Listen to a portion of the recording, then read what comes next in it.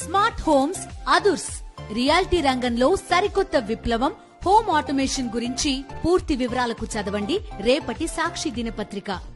తిరుమల వెంకటేశ్వరుడి లడ్డూ ప్రసాద వ్యవహారం సుప్రీంకోర్టుకు చేరింది. లడ్డూ ప్రసాదంపై జరుగుతున్న ప్రచారంలో నిజాలు నిగ్గు తేల్చేలా విచారణకు ఆదేశించాలని కోరుతూ పలువురు సుప్రీంకోర్టులో పిటిషన్లు దాఖలు చేశారు. వారిలో బీజేపీ నేత సుబ్రహ్మణ్య స్వామి ఉండడం కీలక పరిణామంగా మారింది. ఇంతకీ సుబ్రహ్మణ్య స్వామి పిటిషన్లో ఏం పేర్కొన్నారు? ఇప్పటికే సంచలనాత్మక అంశాల్లో పిటిషన్లు వేసిన ఆయన ఇప్పుడు తిరుమల లడ్డూ వివాదంపై దాఖలు చేసిన పిల్పై ఏమంటున్నారు? తిరుమల శ్రీవారి లడ్డూ ప్రసాదం తయారీకి జంతువుల కొవ్వు వాడారంటూ ముఖ్యమంత్రి చంద్రబాబు చేసిన వ్యాఖ్యలు దేశవ్యాప్తంగా దుమారం రేపుతున్నాయి. ఇవి కలియుగ ప్రత్యక్ష దైవంగా విశ్వసించే కోట్లాది మంది భక్తుల మనోభావాలను దెబ్బతీస్తున్నాయి. దీనిపై జాతీయ స్థాయిలో తీవ్రంగా చర్చ జరుగుతోంది. అలాగే ప్రపంచ నలుమూలలా ఉన్న వెంకన్న భక్తులు దీనిపై ఆవేదన వ్యక్తం చేస్తున్నారు. ఈ క్రమంలోనే లడ్డూ వివాదం సుప్రీంకోర్టుకు చేరింది. తిరుమల లడ్డూ వ్యవహారంలో సీఎం చంద్రబాబు చేసిన వ్యాఖ్యలపై విచారణ చేయాలని సర్వోన్నత న్యాయస్థానంలో పిటిషన్ వేశారు బీజేపీ నేత, రాజ్యసభ మాజీ సభ్యుడు సుబ్రహ్మణ్య స్వామి. చంద్రబాబు ఆధారాలు లేకుండా ఆరోపణలు చేశారని, దీనిపై సుప్రీంకోర్టు పర్యవేక్షణలో విచారణ జరగాలని ఆయన కోరారు.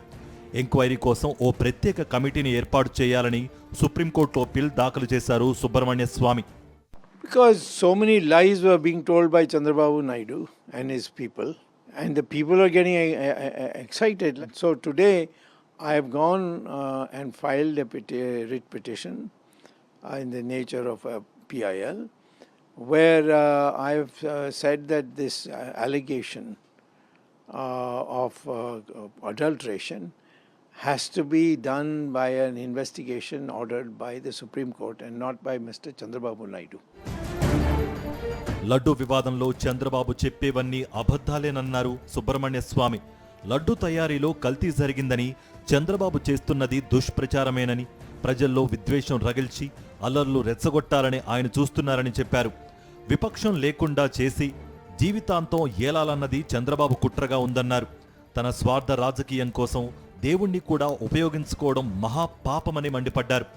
చంద్రబాబు ప్రభుత్వం 5 ఏళ్లు బతకదన్నారు. ఆయన మాటలను భక్తులెవరూ నమ్మవద్దని కోరారు సుబ్రహ్మణ్య స్వామి. They were trying to create panic in the public and hatred in the public so that this rioting takes place, and they use this explanation to put everybody in jail. It has failed. This is cheap lying by Chandrababu Naidu. He wants to harm the opposition so that he can rule forever without any opposition, but it's not going to work. I am sure that Chandrababu Naidu will not do 5 years. He'll fall in between.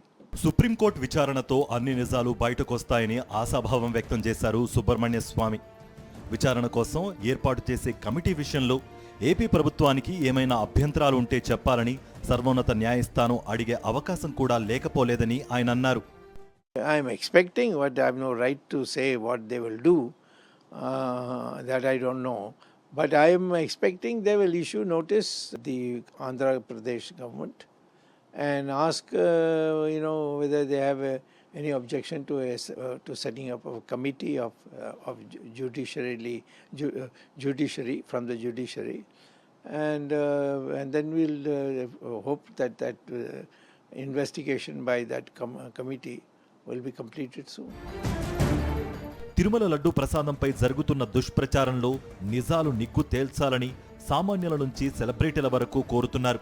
దీనిపై సమగ్ర విచారణ జరపాలని ఆధ్యాత్మిక, రాజకీయ ప్రముఖులు దాఖలు చేసిన పిటిషన్లపై supreme court ఎలా స్పందిస్తుందో, ఎలాంటి విచారణకు ఆదేశిస్తుందో అనేది చర్చనీయాంశంగా మారింది.